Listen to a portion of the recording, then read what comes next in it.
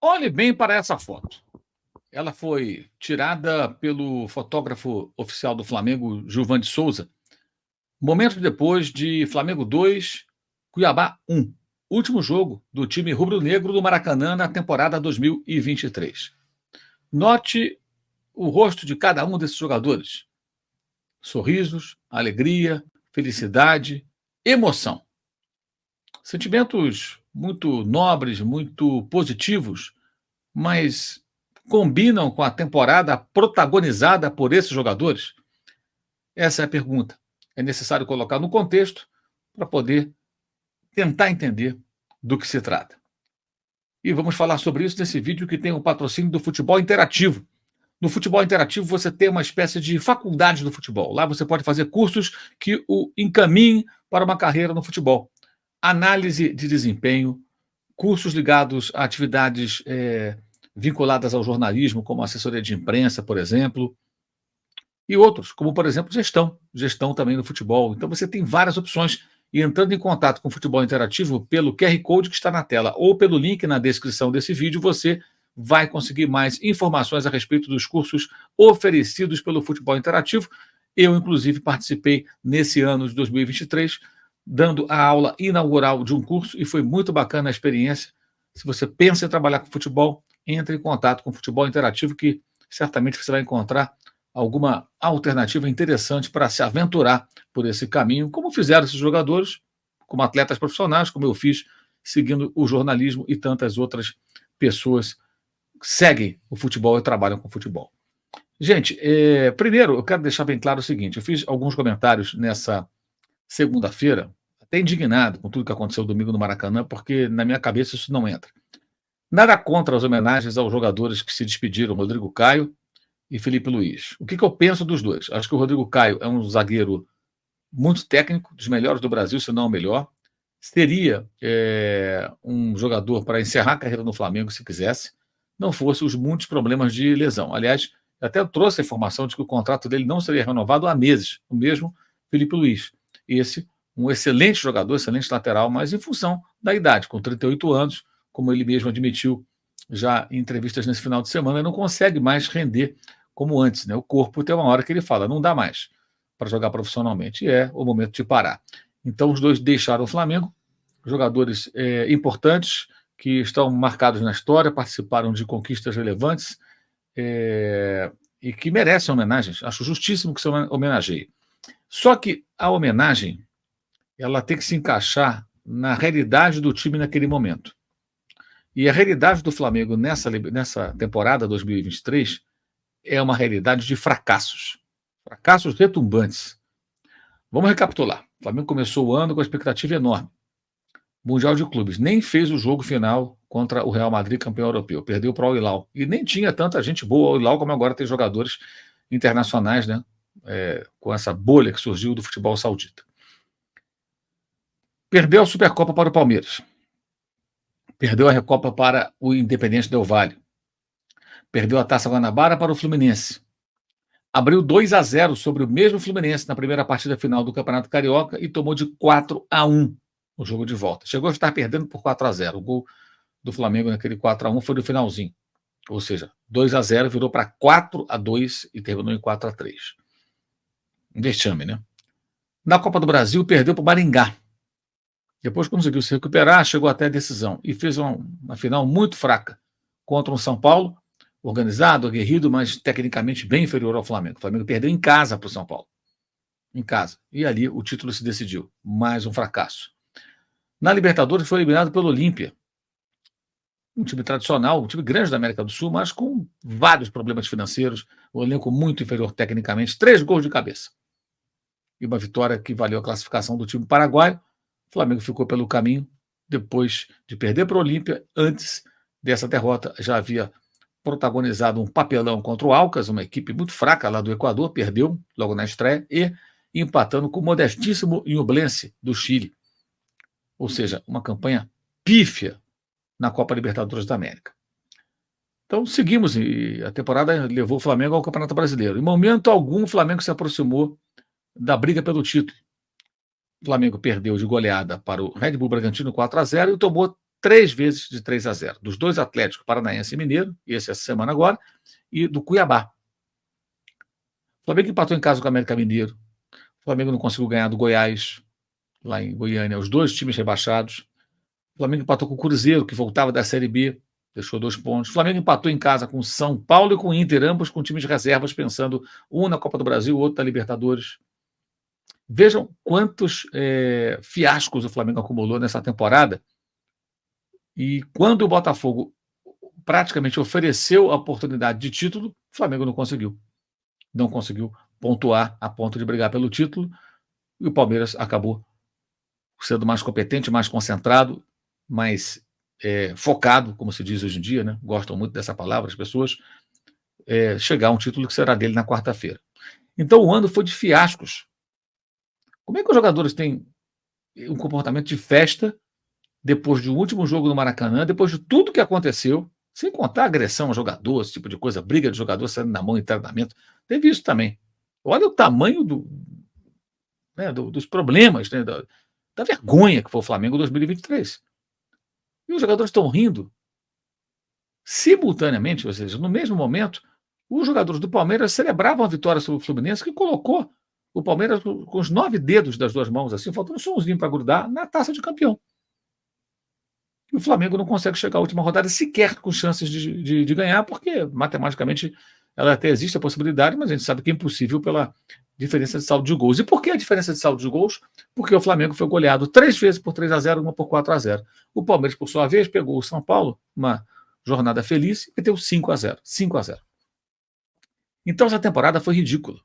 E os jogadores têm muita responsabilidade. E eles estão sorrindo do quê? Do quê? Mas a culpa não é só deles, não. O problema começa em cima, com Rodolfo Landim na presidência, com Marcos Braz na vice-presidência de futebol e com outros que trabalham no Flamengo e que, ao longo desse ano inteiro, não conseguiram consertar os problemas do time, mesmo com mudanças de técnico. Começou com o Vitor Pereira, assumiu inteiramente o Mário Jorge, entrou o Sampaoli e depois o Tite. O São Paulo ainda teve 2 preparadores físicos. Então, o Flamengo tentou com diferentes técnicos de diferentes perfis e nem assim o time andou. Nem assim o time conseguiu ganhar uma tacinha que fosse, num ano que tinha aí uma expectativa muito grande ao seu redor. Então, expectativa e realidade, o Flamengo foi um fiasco retumbante. E as homenagens realizadas nesse domingo foram, na minha opinião, eu quero reafirmar isso, uma irresponsabilidade. Porque, como o Flamengo venceu o Cuiabá, fica parecendo, não, ganhou do Cuiabá, deu tudo certo, sim, deu tudo certo, que bom para o Flamengo. O primeiro tempo foi bom, o time mereceu a vitória.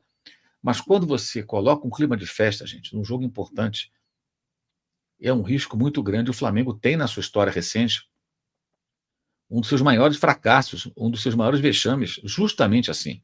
Em 2008, o Flamengo vai ao México e ganha do América 4-2. Num domingo, ganha o Campeonato Carioca e numa quarta-feira faz a despedida de Joel Santana, que deixaria o Flamengo para assumir a seleção da África do Sul, país que receberia a Copa do Mundo 2 anos depois.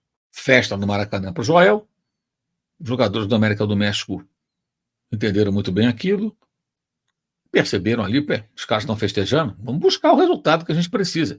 O América precisava vencer por 3 gols e fez 3-0 na noite de Cabanhas, o atacante que deitou e rolou em cima do Flamengo. E o Flamengo foi eliminado daquela Libertadores de uma maneira muito vergonhosa, algo que ficou na história do clube e da competição.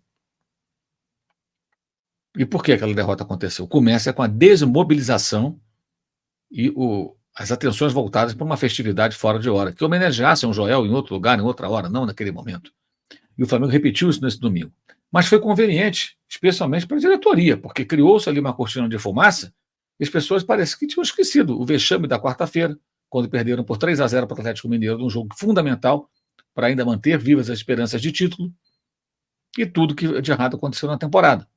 Então, homenagearam os jogadores, fizeram ingresso com as imagens dos jogadores, pet na camisa homenageando os jogadores. Nada contra homenagear, mas tudo tem o seu momento.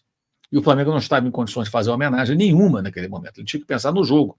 E se você não percebeu a importância desse jogo, caso o Flamengo não vencesse, empatasse, o Flamengo estaria fora da zona de classificação para a Libertadores da América no ano que vem, na sua fase de grupos, que é o objetivo que fez com que Tite assumisse o Flamengo antes de 2024, ou seja, ainda nesse ano de 2023. E o Flamengo escalou Felipe Luiz, que não vinha jogando, coincidentemente, né, no dia da homenagem. Rodrigo Caio, que não entrava meses em campo como zagueiro, entrou para jogar também no final. Ou seja, tudo estava preparado para uma festa. E era um jogo importantíssimo contra o adversário perigosíssimo que metera 3-0 no Flamengo no primeiro turno e tinha, ao entrar em campo, a terceira melhor campanha como visitante no campeonato. Cuiabá é traiçoeiro, bom time, perigoso. Repito, o Flamengo jogou bem, mereceu a vitória, ganhou 2-1, mas não é possível que 15 anos depois do papelão contra a América do México, o Flamengo se arrisque tanto. E ficar fora da fase de grupos da Libertadores é algo muito problemático, porque quem ficar fora vai jogar a fase preliminar e começa em fevereiro. Quem for a fase de grupos só pensa na Libertadores em abril. São 2 meses, gente, de trabalho, tranquilidade. Então a gente vai lembrar que no ano passado, eu critiquei muito aqui no canal, o relaxamento do Flamengo naqueles jogos posteriores à conquista do título da Libertadores e antes a Copa do Brasil. Critiquei muito. Derrota para o Corinthians, empate com o Juventude no último lance, quase perdeu para o Coritiba e perdeu para o Avaí em casa.